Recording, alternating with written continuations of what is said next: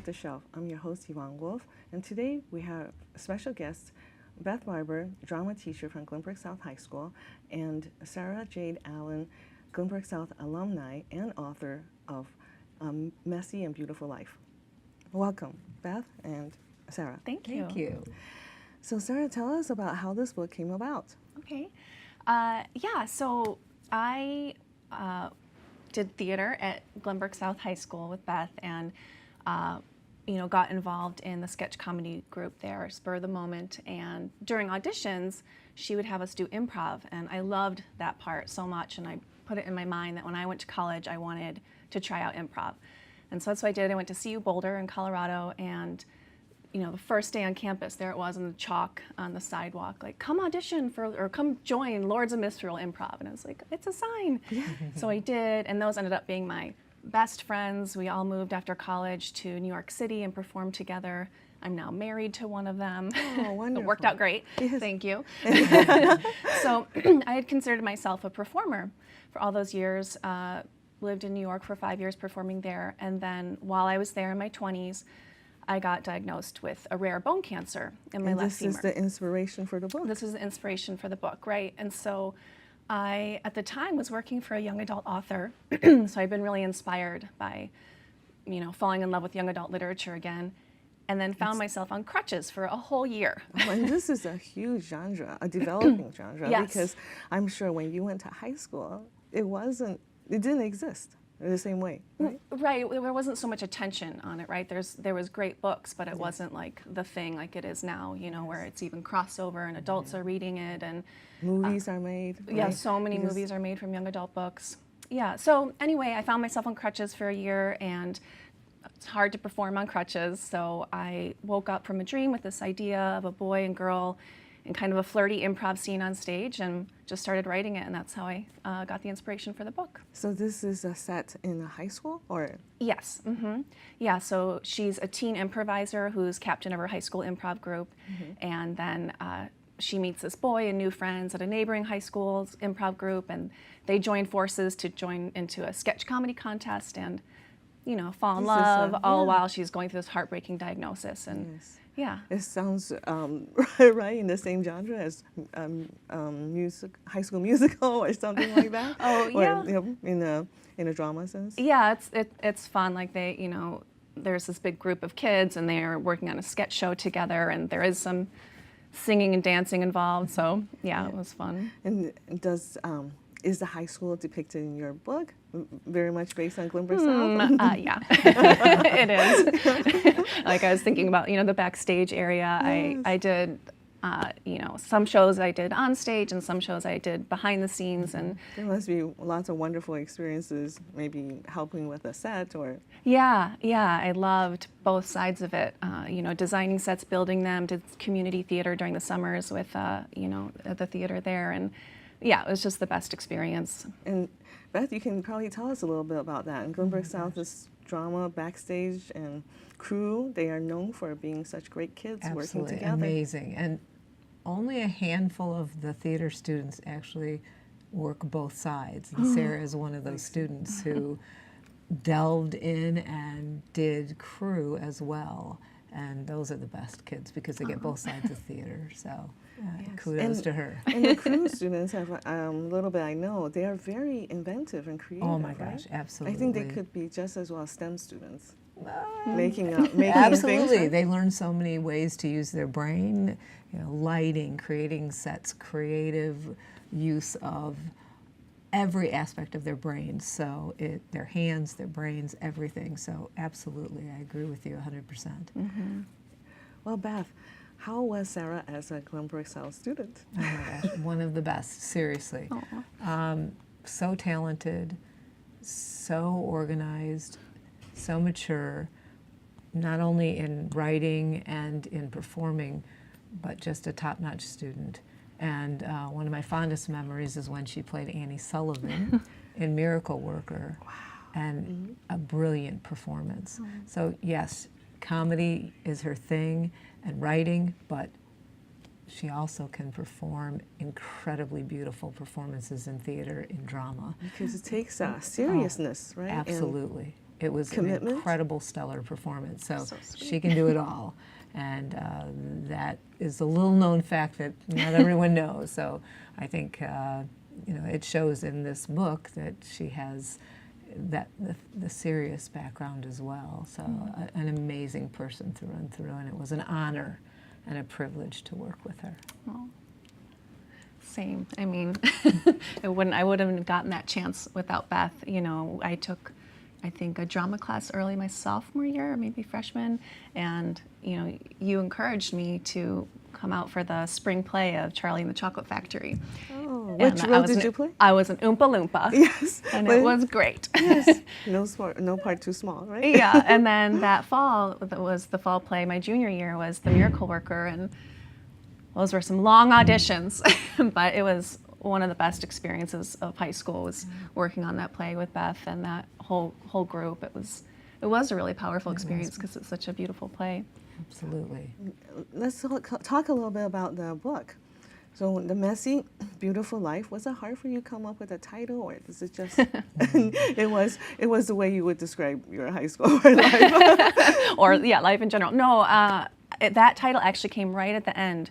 So this book took me a very long time, like 11 years from the time I started the first draft to when I could hold it in my hand, because for one, after that year on crutches, I got back into performing, so that was my main creative outlet. So I would just write here and there.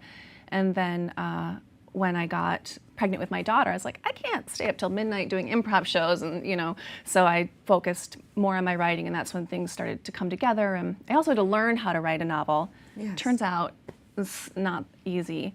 It's not like writing a script with all the dialogue. Yeah, Right? so I, got into writing workshops, found critique groups, and rewrote it like 20 times.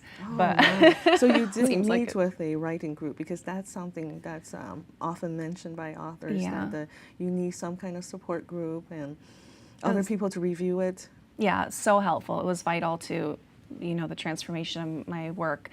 And so the title, so for 10 years I had called it Spontaneous Combustion, which is the title of the that's improv like- group. And I thought, isn't that clever? It's her improv group, and it's also like her life is imploding on her, right? Yes. But when we talked about the cover with my publisher, there's a painting at the end, and I thought it would be nice to have that as the cover picture, which it is now. But when they were in the marketing packaging meeting, I get a call from my editor, and she's like, the title Spontaneous Combustion doesn't fit with the cover picture we Yes. have in mind, Is- so we need to change the title, and you need to get me 10 suggestions in the next 4 hours. And I was like, I've had this for 10 years, Yes, and so I put a bunch together and asked for my friends for Do help. some improv. Yeah, and she's like, none of these. Great. Oh, no. So she's like, why don't you find some excerpts in the book that maybe I could draw from? Or I think that's what I decided to do. And one of them was the line in the book that this life, messy and beautiful, heartbreaking and inspiring. So my editor picked that little chunk to name it. And I feel like it's a much more fitting title.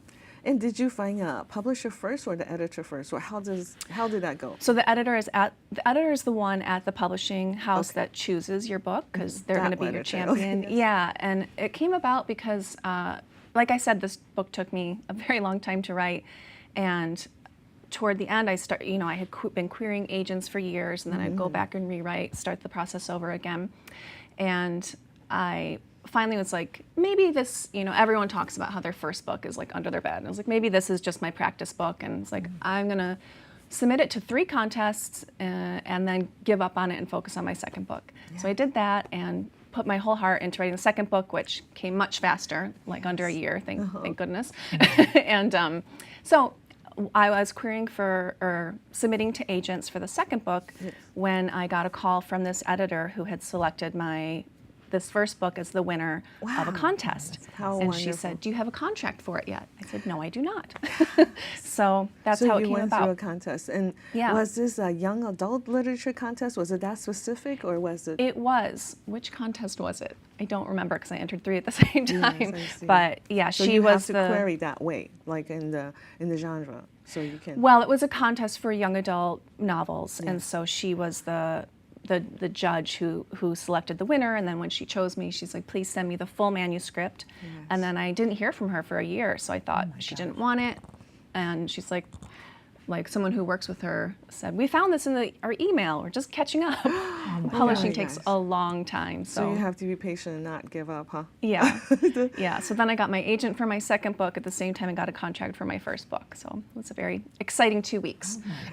So that kind of all fall into place. So your agent, did you find an agent for your second book? I mean, how do you do that? Yeah, that it was a different contest. It's like, this is, you have to try every avenue, right? It was called Pitch Slam, where you submit 250 words of your novel, and then a bunch of agents get to, or then it was like a team of people select who gets in the top 10, and then all these agents get to say how much, send me a partial, send me a full, and this agent asked for my full, and then 2 days later offered representation. So you're writing all these versions of your book too. Did you find, is that what you have to do? Well, like this was my the second book. 250? It was a totally different Yes. book. Oh, just But it was like the first preparing like a 250 words like of the those book. things. Yes. Yeah. So that's the kind of preparation you need to do to be ready for an agent or an editor. Yeah, you need to, know how to write a query letter, which includes like boiling down your whole book to one paragraph. You need to know how to do a log line, be able to, which is, the elevator pitch, being able to tell about your whole book in one sentence. You need to be able to write like a 50-word pitch, you do. Do you feel that your improv has helped you prepare for that? Thinking on the spot and shorten what you want to express. No, those I have to work on a lot and get lots of feedback on. It's hard to boil down. You have to think about it a lot, and it's another thing that my writing group helped me with. Revising the query letter, and yeah. And Beth, how do you encourage your students to write scripts? I mean, is that part of the drama offering at Glenview South? It is, actually. Not in the beginning drama class, but in our advanced classes, we do a lot of that, writing scripts. And then in the spur of the moment group that we have, it's all about writing your own scripts. So it is a big part of the curriculum, and it's fun. It's hard. Yes, and very hard. Writing and acting at the same time. Absolutely. And we have to keep it at a very censored level in high school. So it's great training ground because as you get out into the real world, there's not as much censorship. So it's really great training. And do you feel that they need to express themselves in much better vocabulary than what's out there? Maybe? Absolutely, absolutely. So it's an awesome training ground. A lot of kids will come back and say, this was great training for what I want to do in college or in the future. And it's an amazing program. I mean, maybe you know better than I do, but it doesn't seem like a lot of high schools have this level of a program where, it's so well directed, well thought out. They get this amazing opportunity to perform at, V Show, and it was an incredible experience. Musical and plays twice a year, right? And Beth, do you feel that, how do you prepare students to write scripts? Do you teach them how to listen or eavesdrop in what people really say? I mean, how do you write scripts? Because I always find that the process for variety show anyway, or for the homecoming assembly that we do, is brainstorming ideas, collaborating, rewriting and rewriting and rewriting. We do some improvising, acting it out, seeing what works, how it sounds. So it's a long, involved process, but it's a lot of rewriting. And it sounds like a group project, right? It is. You just don't do it by yourself. No. Can I ask you how, I never did, how did you get the inspiration to design the program of Spur of the Moment? Honestly, it was there before I came. Okay. And then it evolved a little bit after I've been there, so it's been around for a long time. How many years have you been at Glenview South? 34. A long time. Started when I was 12. This is your last year too, right? Yes. So we get to celebrate her. Yes, Hey. and many celebrations. And how is it coming back to Glenview? It was funny driving down Lake Avenue today. I grew up just off Shermer and Lake, and so I think I might drive by my old house. It might have been torn down, but There's and a lot I of just redevelopment here. remembering, actually, I was thinking about, because my friend Megan and we did theater together, and she lived on the other side of town, and I had the car, so a year older. So when I was driving down Lake, I was just remembering all the times after late theater practices, or driving down Lake Avenue, taking her home, and just being really silly. So it was fun. All the memories coming back. Yes, it's been a long time. And you live now in Colorado, is that? Yeah. And how have the adjustment to Colorado been? I love it there. I love Chicago and I love this area, but I remember when my dad took me and my sister in 4th grade to Colorado, I was like, wait a second, there's mountains and we're living in the suburbs? Like, why? And so both my sister and I were like, we want to get to Colorado. So I really only applied to 2 colleges, and CU Boulder was one of them, so worked out. And the book, now the marketing of the book, what have you done in Colorado? Are you going to bookstores? How are you? Yeah, there's been a lot of great events, and I put one together. So my husband's also an improviser, as I mentioned, and we teach, at high schools. He teaches a lot of improv at high schools, and we have a friend who's their improv theater group. So I collaborated with him, and we did a whole teen comedy contest, because there's a comedy contest in the book. So I tried to recreate that, and it was a lot of fun. We'd had kids doing stand-up and improv. And so that was one thing, and then, just book readings here and there, conferences. I also heard that it's harder to write comedy because you have to imagine the situation, and there's so much on timing. How do you teach comedy? Well, I don't, with improv, it's different. You're not really teaching them how to be funny. You're teaching, like you mentioned, how to listen to each other and react and trust each other, be in the moment, and that's what I think the beauty is of improv. It's really, how to live your life, right? Support one another. You go on stage and you always think like everyone's a supporting actor, which I think is really beautiful. And what a great way to go through life too, right? Like, let's all be here for each other and listen and trust and say yes. So that's what I really enjoy about teaching kids improv, because I think you're also getting in these life lessons that are important. So with your book, you mentioned that the incubation period was quite long. But how do you fit it in as a working mother and trying to hold the family together? Yeah, so my daughter is almost 7 now. And so like I mentioned, when I was pregnant with her is when I really started focusing on my writing, because I didn't want to be out performing late. And all these years I had heard all the advice from writers who have full-time jobs, like, you have to get up before the sun rises. And I was like, I'm not going to do that. But then I said, I guess I have to, right? It's like your dream or not, because it's the only time. So I started waking up at 5:30 in the morning and just writing till my daughter woke up. And thankfully it's gotten later and later, so I get more time and more time. But that's really how I got focused, was just making it every day, and I would write until she woke me up. So you have a routine, and you feel, and it sounds like you needed this time for artistic expression when you couldn't be performing. Yeah, it's so important to me to have that outlet, and also to make time for yourself as a creative individual. So I could do it when no one else was awake, and it's been wonderful. And Beth, how have you seen students develop that artistic expression when you see your alumni? It's so rewarding.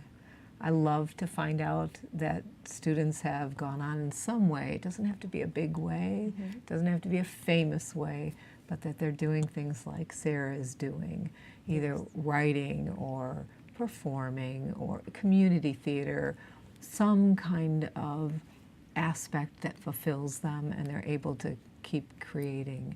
And engaging others. Absolutely. Young And kids. Sara is doing some wonderful work, so I love that. It means a lot to me. It's very special. So this book is about cancer survival. Sara, have you presented this book at some venues that's for cancer survivors? That's a good question. I haven't presented it at a group for cancer survivors. Maybe I should think about that. But the kind of cancer that I had and that Ellie is diagnosed with is called chondrosarcoma. It's a very rare bone cancer.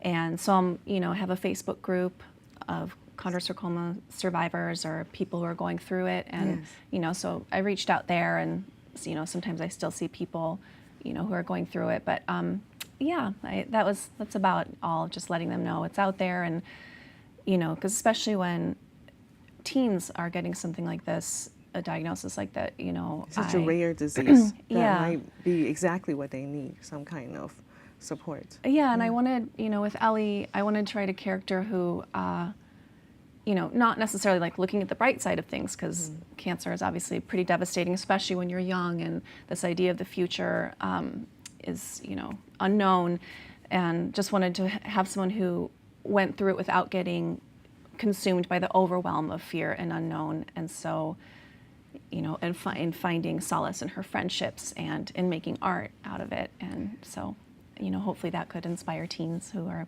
dealing with something like this. Yes, I think so. And what about the social media aspect of writing now? Do you feel that it seems like absolutely necessary? You can't, It is, You yeah. can't write a book without putting it on some kind of social media presence.